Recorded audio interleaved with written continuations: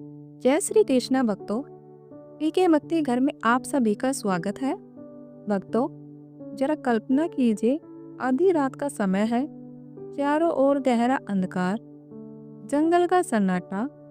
एक शिकारी पेड़ पर बैठा है, नीचे एक प्यासा हिरन पानी पीने आया है और अनजाने में उस शिकारी के हाथों से गिरते हैं कुछ बेलपत्र सीधा शिवलिंग पर, और उसी क्षण उसके जीवन का भाग्य बदल जाता है।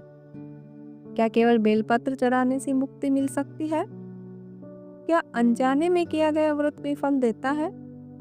और क्यों महाशिवरात्रि की रात को स्वयं भगवान शिव धरती पर विचरण करते हैं?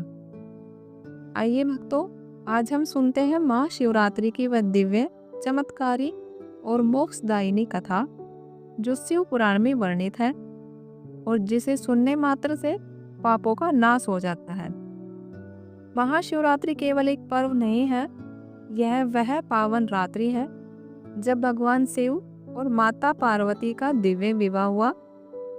समुद्र मंथन से निकले कालकूट विष को भगवान शिव ने कंठ में धारण किया और इसी रात्रि भक्तों की भक्ति की परीक्षा भी हुई। कहते हैं भक्तों, इस रात जो जागरण करता है, शिव नाम का जाप करता है, बेलपत्र चढ़ाता है, उसके जीवन के अंधकार मिट जाते हैं।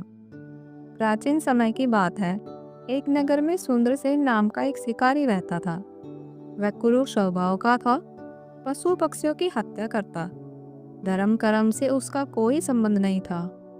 एक दिन महाशिवरात्रि का पावन दिन था, पर उसे क्या पता, वह तो जंगल में शिकार की तलाश में निकला।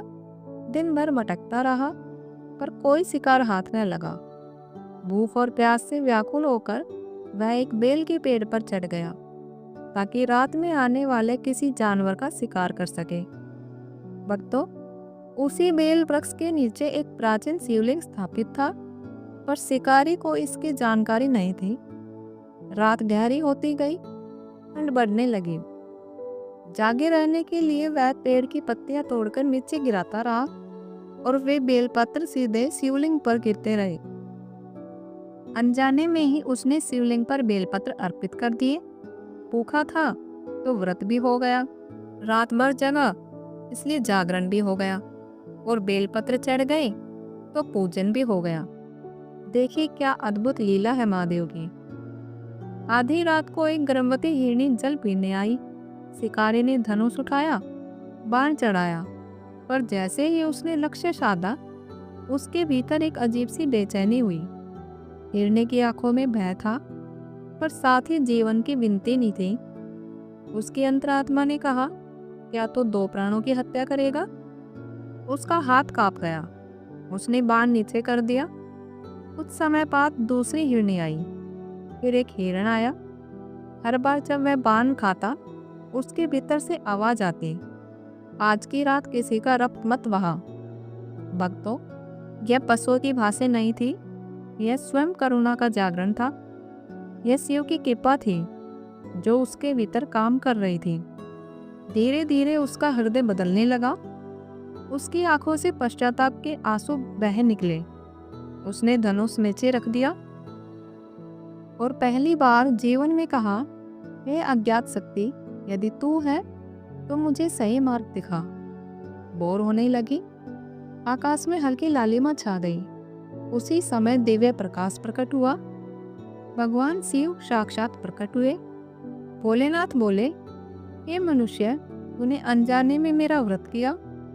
भूखा रहा तो व्रत हुआ, जागा तो जागरण हुआ, बेलपत्र चढ़ाए तो पूजन भी हो गया, और आज तेरे भीतर दया जागी। यही सच्ची भक्ति है।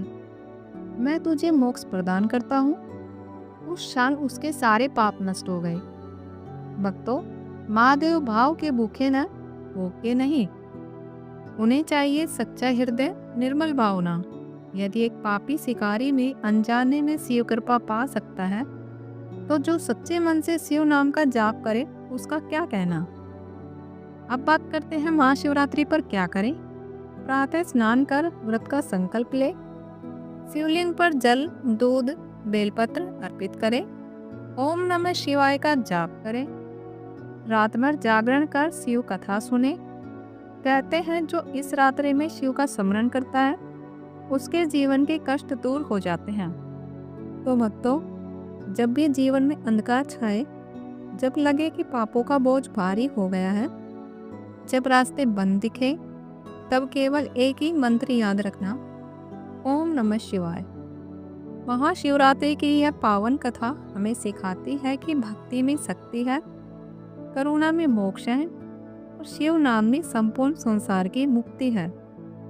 तो भक्तों, यदि आपको भी लगा हो कि महादेव की कृपा असीम है, तो वीडियो को लाइक करें, कमेंट में हर हर महादेव अवश्य लिखें और हमारी चैनल को सब्सक्राइब करें। मिलते हैं अगली कथा में।